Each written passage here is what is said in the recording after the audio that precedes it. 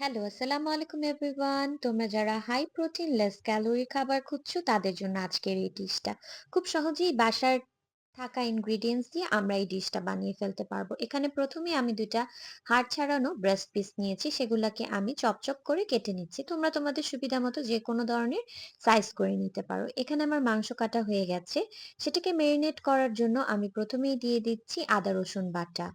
আদা রসুনের পাউডারও তোমরা এটাতে দিতে পারো। সাথে অ্যাড করে দিচ্ছি চিলি পাউডার। মরিচের ফাঁকি অথবা চিলি ফ্লেক্স অথবা পাপরিকা পাউডার সেটাতে অ্যাড করা যেতে পারে।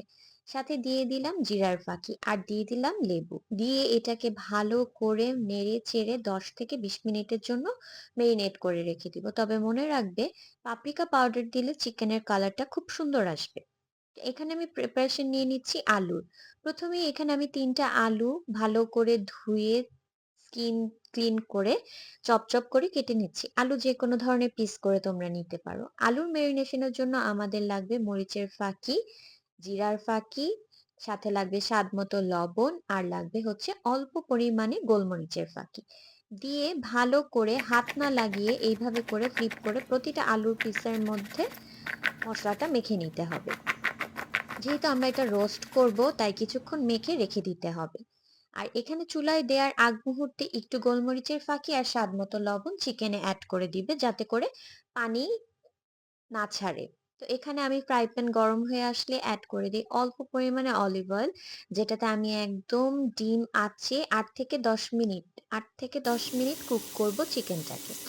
চিকেনটা বেশি একদম চিউই করা যাবে না, বেশি কুক করা যাবে না। তো এখানে আমি ভালো করে নাড়াচাড়া দিয়ে প্রত্যেকটা পিসকে একদম ভালো করে কুক করে দিচ্ছি। আর গার্নিশের জন্য অ্যাড করে দিচ্ছি পেঁয়াজ পাতা। তোমরা চাইলে এটাতে ধনেপাতাও এড করতে পারো, চাইলে সাথে তোমাদের টেস্ট মতো পুদিনা ও দিতে পারো, লেটুস দিতে পারো। তো ওই ফ্রাই প্যানটাতেই আমি আলুগুলো এড করে দিয়েছি, কজ এটার ফ্লেভারটা আমার কাছে মনে হয় আলুর ফ্লেভারটা মজা লাগে। তোমরা চাইলে আলাদা ফ্রাই প্যানও নিতে পারো। এখানে আলুগুলো দিয়ে হালকা করে অল্প একটু অলিভ অয়েল দিয়ে দিলাম, দিয়ে ২-৩ মিনিটের জন্য ঢেকে রাখলাম। আলুগুলা হালকা সিদ্ধ হয়ে আসলে অ্যাড করে দিলাম পেঁয়াজ পাতা। পেঁয়াজ পাতা দিয়ে ভালো করে নাড়াচাড়া দিয়ে সিদ্ধ হওয়া পর্যন্ত ভালো করে নাড়তে হবে। ব্যাস, খুব সহজেই হয়ে গেল আমাদের 350 ক্যালোরিজ এর মিল।